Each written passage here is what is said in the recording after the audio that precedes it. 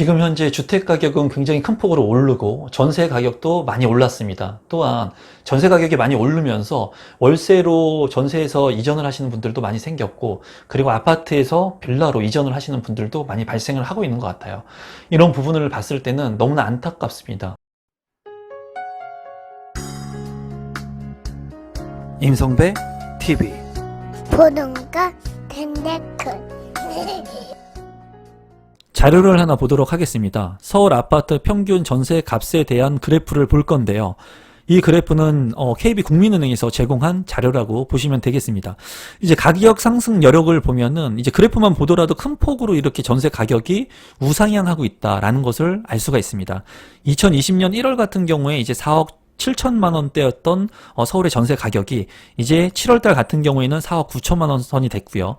그리고 2021년 1월 같은 경우에는 무려 1억 원 정도가 더 상승을 했습니다. 그리고 최근에 7월 같은 경우에는 6억 3천만 원까지 전세 가격이 큰 폭으로 올라가면서 많은 분들이 이렇게 많이 오른 전세값을 감당하지 못하고 서울의 외곽이나 수도권으로 이제 이전을 하게 됐고, 또는 전세를 살고 계신 분들이 월세로 전환하는 그런 현상들이 지금 이루어지고 있어요. 그러면서 양극화가 너무나 심화되고 있는 상황이라고 보여집니다.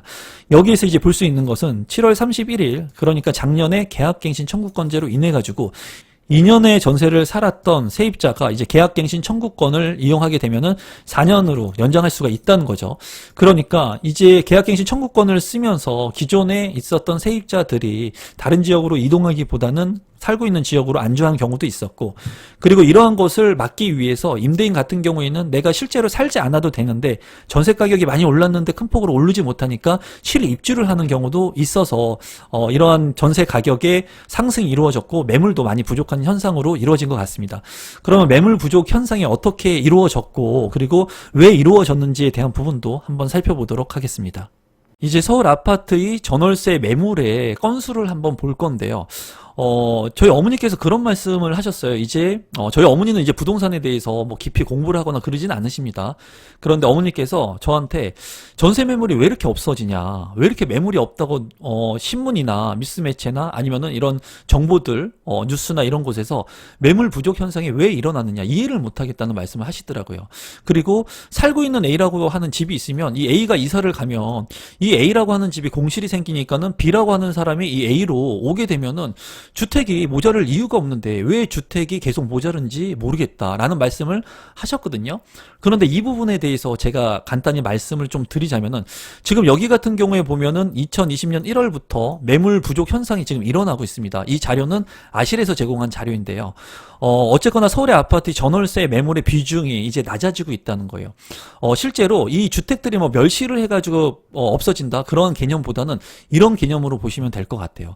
예를 들어서 이제 갑돌이라고 하는 사람이 있는데, 이 갑돌이라고 하는 사람이 수원에서 거주를 한다고 제가 예를 들어보겠습니다. 수원에서 이제 거주를 하고 있는데 이 갑돌이가 아파트 청약에 당첨이 됐다는 거예요. 예를 들어서 어디에, 서울 지역에 당첨이 됐습니다. 서울 지역에 당첨이 돼서 이제 본인 같은 경우에는 수원에 살고 있으니까 뭐 서울의 추첨제를 통해 가지고 당첨이 됐는데, 추후에 이 서울에 내가 살고 싶다는 거예요. 그래서 당첨이 됐는데 지금 현재는 실거주 요건이 강화가 되면서, 예전 같은 경우에는 이 수원에 살고 있는 이 갑돌이라고 하는 사람은 이 서울의 아파트에 전세를 주고 본인은 수원에서 전세를 살거나 월세를 살 수가 있었겠죠. 하지만은 최근에 실거주 요건이 강해지고, 그리고 양도세에 대한 그런 규제책으로 인해서 이 수원에 살고 있던 갑돌이는 어쩔 수 없이 이제 서울에 당첨받은 아파트로 와야 된다는 그런 현상이 발생하게 되는 겁니다. 그렇기 때문에 서울의 핵심 지역에 있는 아파트 물량들은 어쩔 수 없이 이 수원에 살고 있던 이 사람이 입주를 해야 되기 때문에 서울의 전세 물량이 없어지는 거예요. 대신에 이 외곽지, 뭐 수원을 제가 예로 들었지만 이 수원이 외곽지라는 게 아닙니다. 이해를 돕기 위해서 예를 든 건데, 어쨌거나 서울보다는 외곽지인 이 주택에 공실이 이제 생기게 되는 거죠. 그러면은 이 서울에 살고 싶어 했던, 만약에 갑순이 같은 경우에는 이 갑돌이가 여기 서울에 살지 않아도 됐는데 살기 때문에 여기서 이제 밀려나게 되는 거예요. 다른 쪽으로. 그러다 보니까 서울의 핵심적인 지역의 입주 물량들이 줄어드는 현상을 보이고 있는 거죠. 예전 같았으면은 이 수원에서 살고 있는 갑돌이 같은 경우에는 이 서울에 있는 주택을 전세를 줬었겠죠. 그렇다면은 이 서울에서 내가 직주 근접에 직장 생활을 하시는 분들 같은 경우에는 이 서울에서 전세를 살면서 내가 돈을 모아가지고 또 서울에 있는 주택을 내 집 마련을 할 수가 있었을 건데, 지금 현재는 이렇게 수원에 있는 사람들이 서울로 오게 되면서 이 서울의 핵심 지역의 이 전세 매물 물량들이 줄어들게 되는 그런 현상을 보이게 되는 겁니다. 그리고 2년에서 이제 4년으로 계약갱신 청구권자를 쓸 수가 있는데, 집주인이 이사를 하게 된다면 이 계약갱신 청구권자를 쓸 수가 없죠. 그렇기 때문에 내가 이제 2년 살고 전세 가격이 많이 올랐기 때문에 전세 가격을 일부 올리려고 했던 집주인들 같은 경우에는 이 핵심적인 지역으로 전입을 할 수도 있는 겁니다. 그러면 아무 문제 없이 전세금을 조금 올려주고 살려고 했던 세입자 같은 경우에는 집주인이 들어온다고 하니까는 이거보다 더 못한 지역으로 이제 밀려나게 되는 그런 현상들이 발생을 하는 거예요. 그래서 실제로 팩트적으로 7만 건이었던 이런 서울 아파트의 전 월세 매물이 이제 줄어들고 있다는 거죠. 이런 것을 보면서 이제 제가 여러분들한테 말씀드리고 싶은 것은, 전세 매물이 계속 줄어드니까, 핵심적인 지역의 전세 매물이 계속 줄어드니까는 이 외곽지로 이전을 하려고 하는 사람들이 많이 발생을 한다는 거죠. 이것을 이제 풍선 효과라고 하는데, 이 풍선 효과를 통해 가지고 이 핵심 지역에 살고 있던 사람들이 전세 가격이 너무나 오르고, 그리고 이 매물들이 많이 감소를 하니까 내가 주택을 마련해야 되겠구나, 내 집을 사야 되겠구나 하시는 분들이 이제 생겨난다는 거예요. 그런 분들이 20대에서 30대 또는 40대의 분들이 이제 패닉 바잉이라고 하는 단어들을 많이 쓰시는데, 그런 분들이 이제 내 집 마련을 하면서 그런 주택 가격, 그러니까 6억 이하의 주택 가격들이 이제 큰 폭으로 오름세를 보이면서 서울의 외곽에 있는 주택들, 그리고 수도권에 있는 일부 지역들의 주택 가격들이 큰 폭으로 오르면서 풍선 효과가 계속해서 이루어지고 있죠. 그래서 이런 풍선 효과에 따라서 내가 전세를 살려고 했던 세입자들 같은 경우에는 지금 실제 몸으로 겪고 있다는 거예요. 이렇게 오른 전세 가격을 보면서 내가 이 많은 돈을 주고 전세를 선택할 것이냐, 아니면은 조금 외곽이라고 하더라도 내가 두 발 뻗고 잘 수 있는 내 집을 마련하느냐, 청약을 통해서 내 집을 마련하느냐, 경매를 통해서 내 집을 마련하느냐, 구축의 아파트를 내가 사느냐, 이런 것들을 지금 고민하고 있으면서 2030 세대 분들이 이제 내 집 마련을 하고 있는 거죠. 그러다 보니까는 매물 현상, 부족 현상들이 더 발생을 하고 있는 겁니다. 그래서 지금 현재는 전세 물량 같은 경우에도 전세 물량이 그렇게 많이 없습니다. 핵심적인 지역 같은 경우에는. 핵심 지역에는 누구나 직주 근접을 통해서 내가 살고 싶어 하기 때문에 이런 전세 물량들은 많이 있지가 않고요. 거기에 이제 그 외곽지에 있는 부분들의 전세 물량들을 이제 세입자들이 찾으면서 외곽지에 있는 전세 물량들도 소화가 되는 그런 시점이라고 생각이 듭니다. 그럼 결론적으로 뭐냐, 이 한국일보에 따르면 세입자 주거 안정을 통해서 이제 전월세 상한제라든가 또는 계약갱신 청구권제 이런 것들을 임차인 3법에 대한 부분을 정부가 진행을 했지만은, 결국에는 중개사들도 이 임대차 법들을 이제 인정하지 못하고, 실제로 중개사 분들이 현업에서 가장 정보를 잘 아는 사람들입니다. 그래서 중개사 분들을 많이 만나게 되면은 지금 현재의 부동산 시장 상황들을 알 수가 있어요. 실거래가 같은 경우에는 실거래가를 등록해야지 실거래가가 찍히게 되죠. 하지만은 실제로 이 공인중개사 분들 같은 경우에는 시장에서 클로징 가격이라고 합니다. 마지막에 거래가 된 가격, 실거래가가 찍히기 전에 가격이 얼마인지 알 수가 있고, 전세 가격 같은 경우에도 네트워크망을 통해 가지고 실제로 얼마의 전세 가격이 클로징 됐나를 알 수 있다는 거죠. 그런데 전국의 공인중개사 이제 15명, 이 표본은 작습니다. 다만 이 내용들을 제가 좀 읽어드리면, 임대차법 1년간 전세가 2배 뛰고 매물이 반토막 났다는 거예요.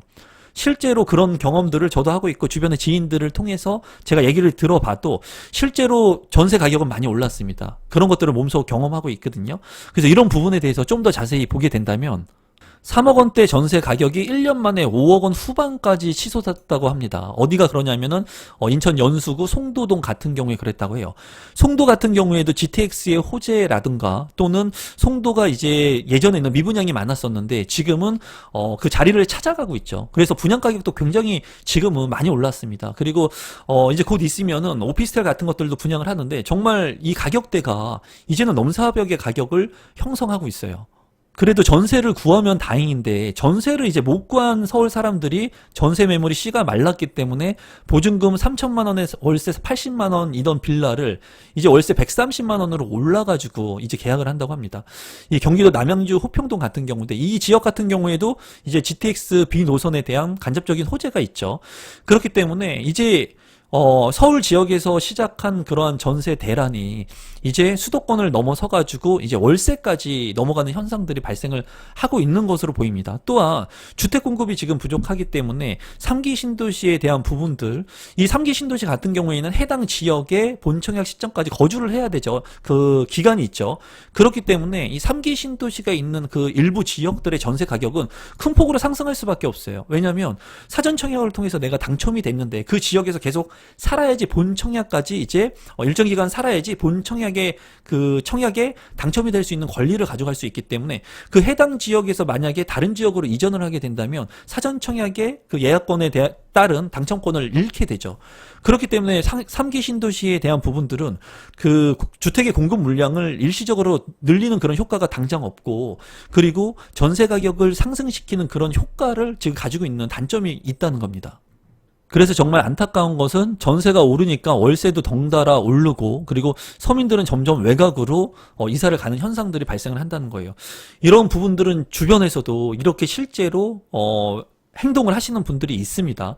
그런데 이렇게 외곽으로 자꾸 밀려나게 되면은 이 안쪽으로 들어오기가 쉽지가 않다는 거예요. 자산의 규모를 늘리기가 쉽지가 않고, 그리고 내가 외곽 지역으로 자꾸 밀려나게 되면은 이 핵심 지역으로 들어오기에는 굉장히 쉽지가 않은 상황입니다. 그래서 양극화가 지금 현재 더욱더 많이 발생을 하고 있고, 가만히 내가 일을 했는데 벼락거지가 됐다는 얘기들이 지금 많이 나오고 있는 시점이죠.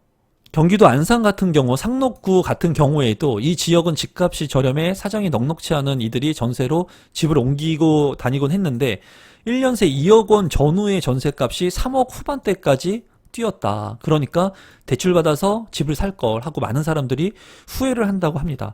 제가 유튜브를 운영하면서 제가 누누이 말씀을 드렸어요. 제가 몇 년 전부터 저는 투기를 주장하는 게 아니라 내 집이 반드시 필요하다.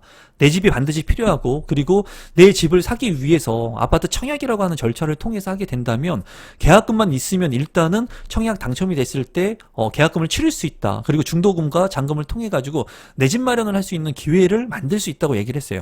물론 지금 현재는 중도금 대출에 대한 규제 이런 것들로 인해서 제가 유튜브를 처음 시작했을 때보다는 지금 이제 자금의 여력들이 많아야 됩니다. 하지만 정작 중요한 것은, 여러분들이 알아야 되는 것은, 지금 주택 가격이 오르고 중도금 대출의 규제가 있다고 해가지고 내 집 마련을 포기하는 게 아니라 지금 이렇게 2억 3억씩 오르는 전세값을 어떻게 올려줄 수 있겠습니까?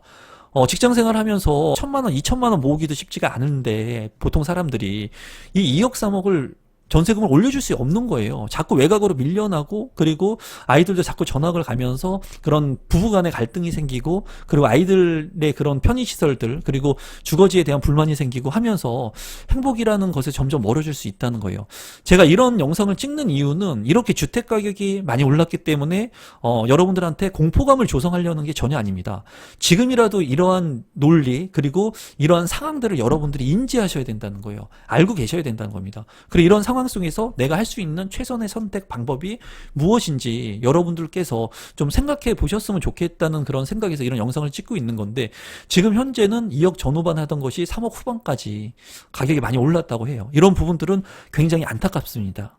그리고 보면은 같은 단지에서 지금 가격 차이가 많이 나고 있어요. 전세 같은 경우에 계약갱신 청구권을 사용한 전세값이 2배 가까이 차이 나는 경우가 많이 있다고 해요. 그래서 전세값이 매매 가격보다 높아진 역전 현상도 나타나고, 이제 강남 도곡동 같은 경우에 전용 면적 119제곱미터 같은 경우에 지난 4월에 9억 7,650만 원에 이제 전세 계약을 체결했지만 5월에는 2배가 넘는 21억 원에 거래를 했다고 합니다. 전세 계약을.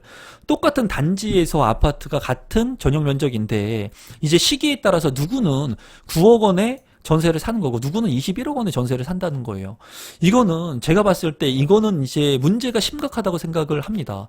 누군가는 9억 원에 살 수 있는 사람, 그러니까 저렴하게 전세를 사는 사람들은 지금 당장은 좋겠지만은 2년 뒤에는 이렇게 많이 오른 전세 가격을 올려줘야 된다는 결과가 나타나거든요. 그래서 지금 현재 많은 전문가들이 이 임대차 3법에 대한 부분들, 이제 이런 것들을 폐지해야 된다고 하는 그런 얘기들도 많이 나오고 있거든요. 그래서 이런 부분들을 봤을 때 임대차 3법이 과연 잘 실행이 되고 있는가, 그리고 올바른 법인가, 그런 부분에 의문점이 좀 들기도 해요.